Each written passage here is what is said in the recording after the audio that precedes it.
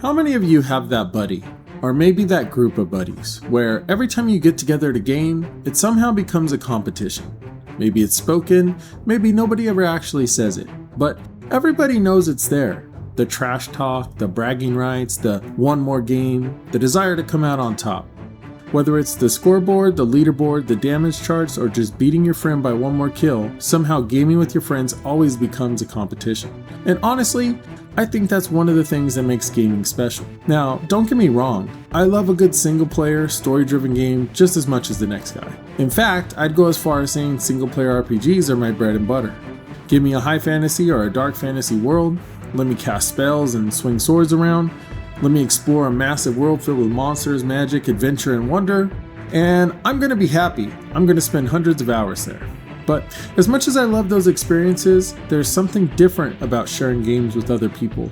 Because when you're playing with your friends, the game becomes something more. It becomes a memory. For me, one of those people was a friend I've had most of my life. And looking back, it's funny because no matter what game we played, we always seemed to find ourselves on opposite sides of the same coin. Started with Street Fighter, he'd pick Ryu, I'd pick Ken, every single time. It wasn't a discussion or an agreement or anything like that, that's just how it was. Two characters that were incredibly similar, but somehow completely different. Then it moved into Mario Kart, Yoshi vs. Toad, and eventually we got into World of Warcraft and he rolled a Warlock and I rolled a Mage. And somehow, years later, we were still doing the exact same thing. Finding our own paths, trying to prove whose choices were better, and trying to come out on top. And I think that's why rivalries have always been such an interesting part of the stories that we love. The best rivalries aren't about hate, they're about respect. They challenge each other, they make each other better.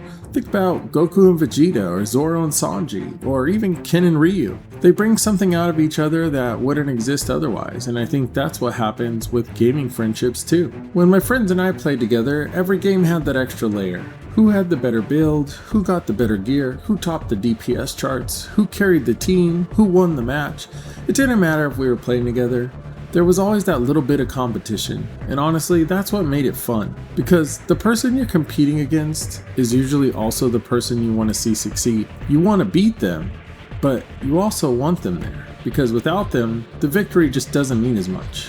The funny thing is, this never really stopped. Years later, we're still doing the same thing. Talking about games, sharing trailers, sending build guides, recommending anime and movies, getting each other into new things. Actually, he was the person who convinced me to watch One Piece. For years, I kept telling him it looked ridiculous, a pirate anime with a rubber guy, and the character designs just looked so wacky to me I couldn't take it seriously. I was the guy saying the show was way too long, then I caught up on the anime and became the guy who was sad there was no more episodes to binge. So I caught up on the manga too, and now I'm one of those maniacs reading spoilers every week while I wait for the next chapter. So yeah, turns out he was right. I'll give him that one. We're even still trying to finish our Baldur's Gate 3 campaign together, which honestly might be the greatest challenge we ever faced, because apparently defeating an ancient evil is easier than getting two adults with responsibilities to coordinate a gaming session. And looking back, I don't actually remember who won most of those competitions. I don't remember every match, I don't remember every boss fight.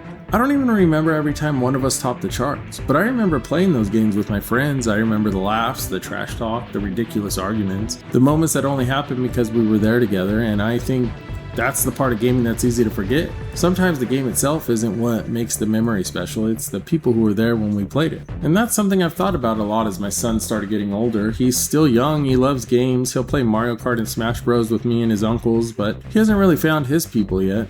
And I hope one day he does.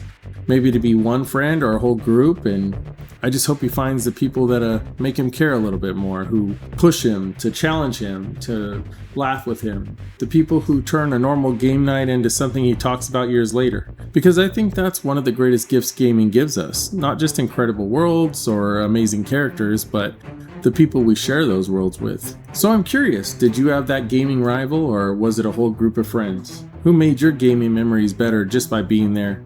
Let me know, and as always, I'll catch you guys in the next update.